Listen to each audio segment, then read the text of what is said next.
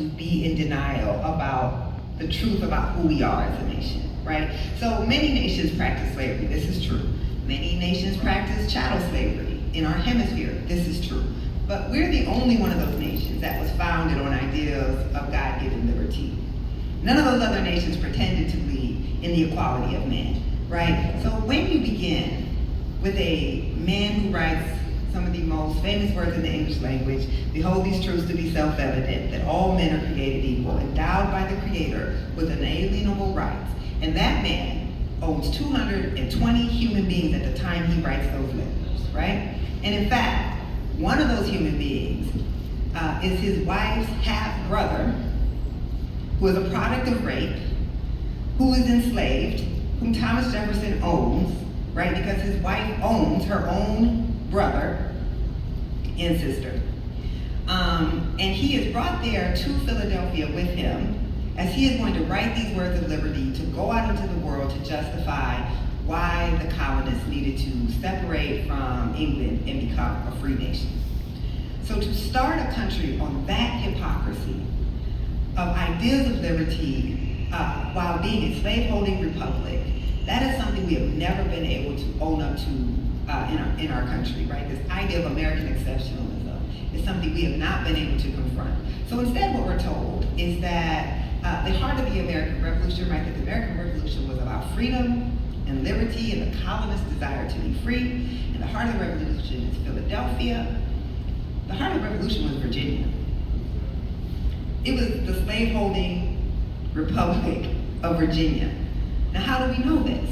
Well, who wrote the Declaration? A slaveholding Virginian. Who was the father of the Constitution? A slaveholding Virginian. Bill of Rights, slaveholding Virginian. First president, slaveholding Virginian. 10 of our first 12 presidents, slaveholders, most of them from Virginia. And yet we've somehow been taught a narrative of America to say slavery really didn't have that much to do with it. Well, if everybody who was in a position of power to create a new nation got their money from slavery, it would seem to me that slavery had a lot to do with it, right? So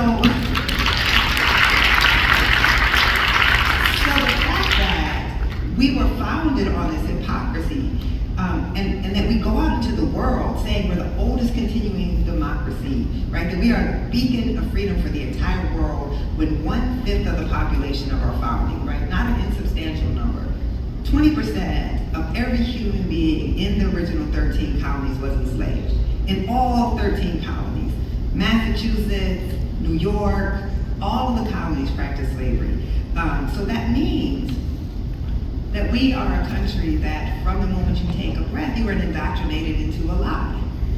And no one's more inconvenient to the story of America than black folks. Nobody. Like, when you want to look at Ron DeSantis banning African American AP studies, right? And people have said, why is black studies the only thing that gets banned?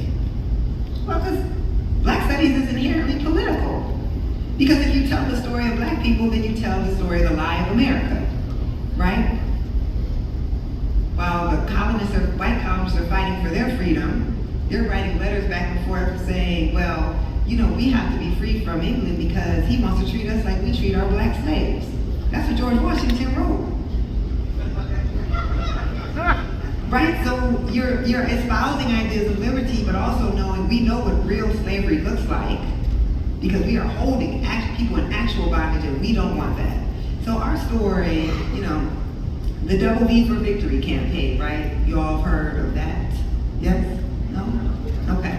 Y'all heard of the V for Victory campaign?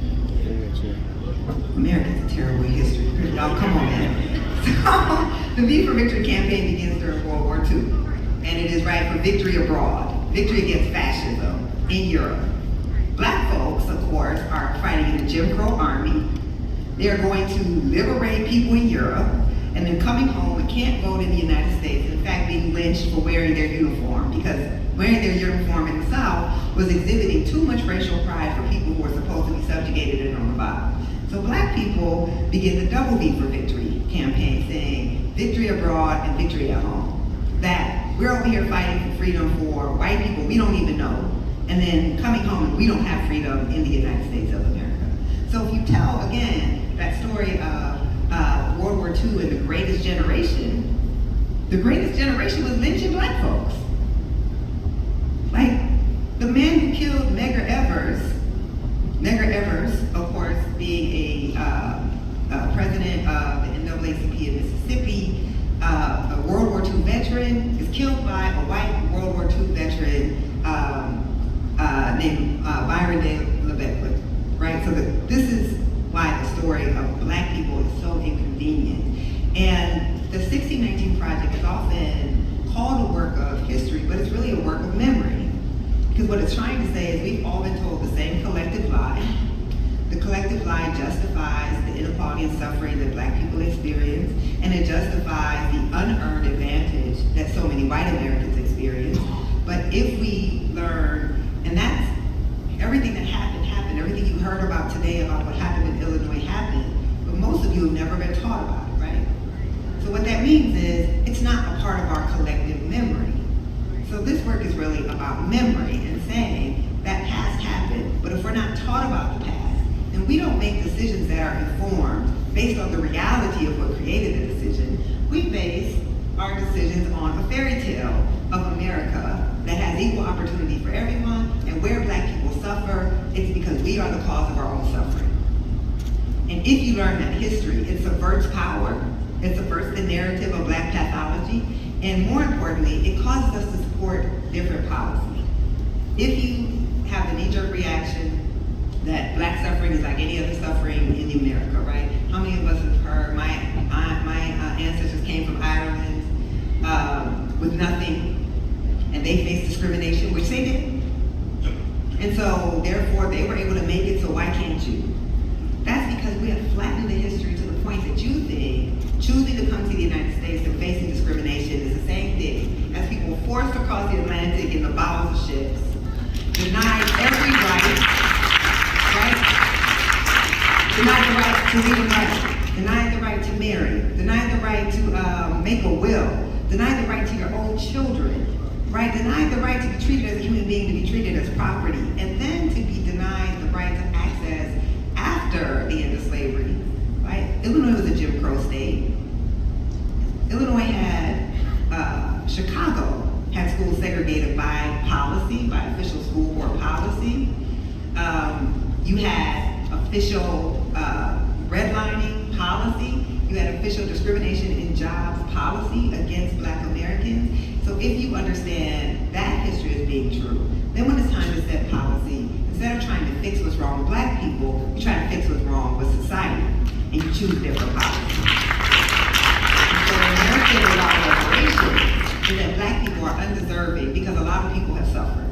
And so you treat the stories of black people as just general suffering and not 250 years of chattel slavery and 100 years of racial apartheid. You can't tell me the story of Irish towns that were burned down just because Irish people were successful. You can't tell me the story of Irish people who had their children stolen away from them, or Irish women who could not go and prosecute rape because Irish people were not considered human beings, and therefore women could not be raped if they were Irish. This is what happened to black people. This is why we are deserving of redress. And so by controlling how we look at our history, then you are able to control the policy that most Americans will support. Because even the majority of white Democrats, right, people who are allegedly on the side of justice, they don't support reparations. But I think that's a narrative issue. I really do. I mean, I became a journalist because I think, yes, there's a segment of the population who, no matter what, don't want black people to have anything. And I can't be bothered with them. But I think there are a large number who have been taught a history so poorly, they just don't understand why it would be necessary. And so they think that if black people get something, it's unfair to them. There's enough for everybody, y'all. We are a vastly wealthy country. If it's one thing the pandemic taught us, right? We can print money overnight if we choose. And we will print money overnight to alleviate the suffering of certain white people, but not all white people, because there's a lot of suffering poor white people too. So we know that we can take care of people. During the pandemic, we implemented universal health care for a brief period, right? Universal basic income, that's what those stimulus checks were, right? We paid for people's housing. We said you can't evict people. We did all of those things. And the country somehow didn't get destroyed. In fact, it saved the country. So we know we can take care of poor no matter what their race is, but also understand that black people are deserving of a particular redress. And even amongst the poor, black people suffer more. The white poor's experience is not the black poor's experience. In fact, the white poor's experience is more akin to the experience of middle-class black people in terms of access to education, access to housing, and actually poor white people have more wealth than black people who are who are middle class. So that's why reparations is necessary, but that's also why it is not incidental that the targeting of our history begins right after the George Floyd protest, when all of a sudden it wasn't just black people marching for black lives, it was white people in all white towns. It was older white people, right? It was a cross-racial, cross-generational, cross-class protest, and that became very dangerous to power, because at the height of those protests, even almost half of white Republicans were saying that racism was a primary obstacle to black advancement. Now that's an astounding figure, right? Because Republicans are the party of individual responsibility and everybody has equal opportunity. But even they were connecting that what happened that drove black people to the streets was not just about this one white officer and this one black man. It was about a 400-year system of struggle. So if people start to connect those dots, narrative drives policy. Most people don't vote on policy based on facts and details, unfortunately, right? So you can put on all your spreadsheets. This is why we have a conversation like this. The Illinois Reparations Commission, the data is clear. The data about black suffering is clear. The data about the theft of land is clear. The data about the theft of community buildings, of businesses, of education, all that's clear, but people don't care about that. It's narrative. And so you can have all the data in the world, but you have to shift how people think about black people. And honestly, we have to think about how we think about it ourselves. I can't tell you how many black folks have come to me and said, reparations should only be in the form of education because you can't give black people a check. I hear that all the time from black folks. And I'm like, that's white supremacy speaking. There's no other group whose old redress that we say are not responsible enough, right, to get money. So we're buying into the ideology, which if you read the Justice essay or watch the Justice episode of the documentary, everything we say about why black people shouldn't get a check, we refute with data. So black people invest in education more than other racial groups. We just have less money to spend on our kids' education, but we're more likely to invest. We're more likely to start businesses. We're actually the most entrepreneurial of all races. The problem is we have no capital. So we usually have one employee, which is ourselves, right? But we're entrepreneurs, so we'll start a business. We are the most likely to, we actually save at the same rate as white people, but again, we have less money to save. But when we have money, we save it. So we'll do the same things with money that we don't, but we have to decolonize our own minds.